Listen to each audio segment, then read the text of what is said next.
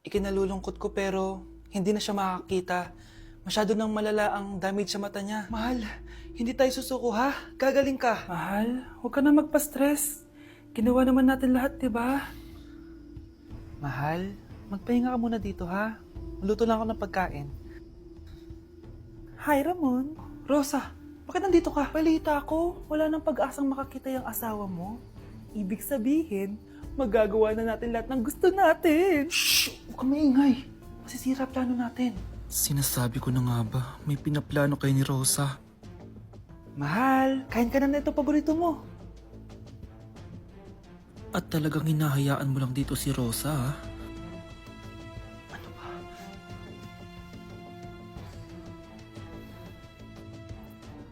Walang iya kayo? Sa harap ko pa talaga at sa sarili kong bahay? Tay, nabalitaan ko yung nangyari kay nanay. Ipagdasal na lang natin na gumaling pa rin siya, anak.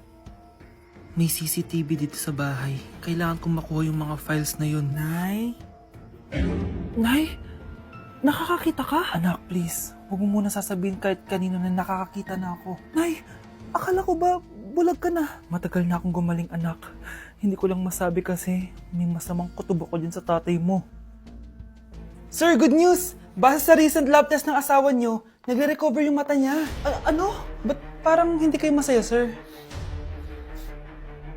Uy, Mare, may field trip kasi yung anak mo. Kailangan ng pirma ng parents. Rosa, sumagot ka. Kapag pinirmahan mo to, akin na lahat ng mga kayamanan mo. Oh, pirmahan mo na. Tita, wala naman ako field trip ah.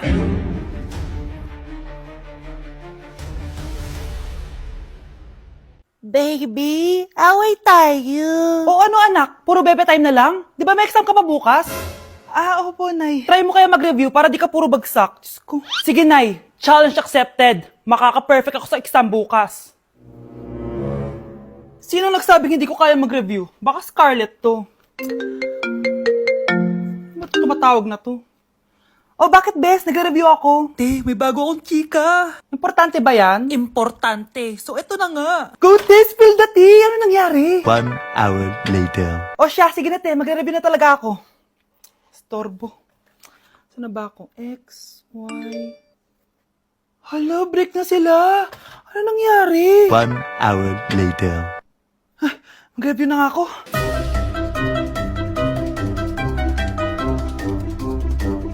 Good morning, anak! Anak, bakit ganyan tsura mo? Hanay, nag-review ako buong gabi. Akala ko puro numbers lang yung math. Bakit may X and Y? Di bale, anak, gamitin mo tong Radiance Glow Pure Blossom Elixirs ng YOU. Meron tong toner essence at illuminating serum. Ano naman yun, Nay? Ano to?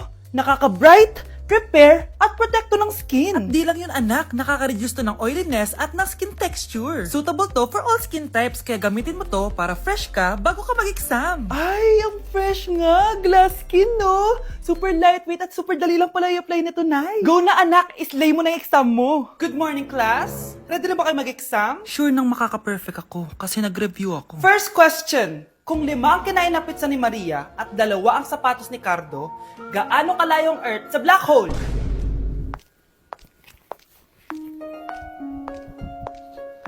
Hindi man lumabas ang mga nireview ko. Ang importante, maganda ako. Death certificate? Hindi naman patay si tatay ah. Anak, alam kong nasa kwarto ka ng tatay mo. Si nanay. Anak! Nay, tawag niyo po ba ako? Wala. Kala ko nasa loob ka eh. Sige, Nay. Gagawan ko na po ng pagkain si tatay.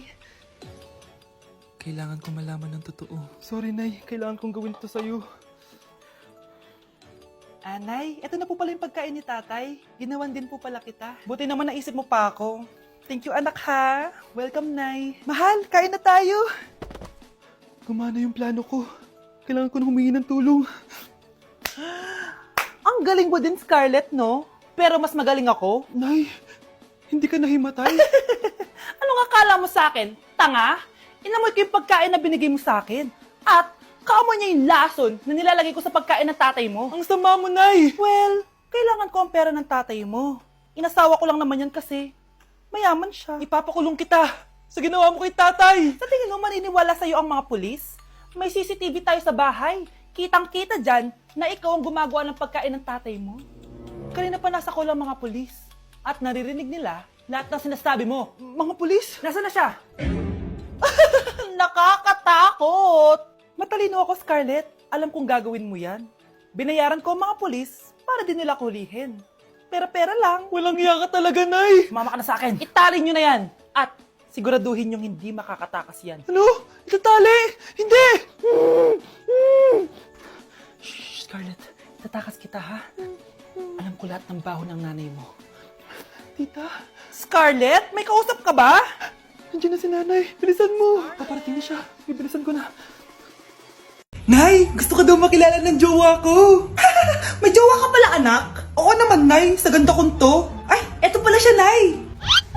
Oh, kasama niya pala lolo niya. Ano lolo, Nay? Yan yung jowa ko. 75 years old na siya. Ha? Jowa mo yan? Eh, malapit na mamatay yan eh. Grabe ka naman. Malakas pa ako. Oh, ayan na. Inuubo na. Nay, ano ka ba? Sa akin mapupunta lahat ng pera niya. Ah, sige. So, yayaman na tayo? Oo, Nay. Yayaman na tayo.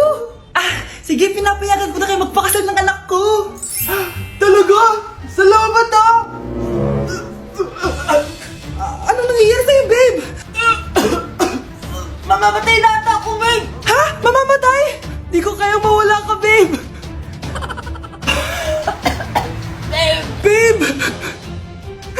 Bago ka mamatay, bigay mo muna sa akin yung password ng bangko mo. Tapos, di ba sa akin nakapangalan yung lupa nyo, tsaka yung mga sasakyan? Pati lahat ng pera mo, di ba sa akin? Sabi na eh! Pera lang ang mo sa akin! Ah, hindi. Joke lang yun. Maghiwalay na tayo! Wala ka makuha sa akin! Gold digger! Ang bobo mo naman, anak! Gusto ko lang yumaman eh!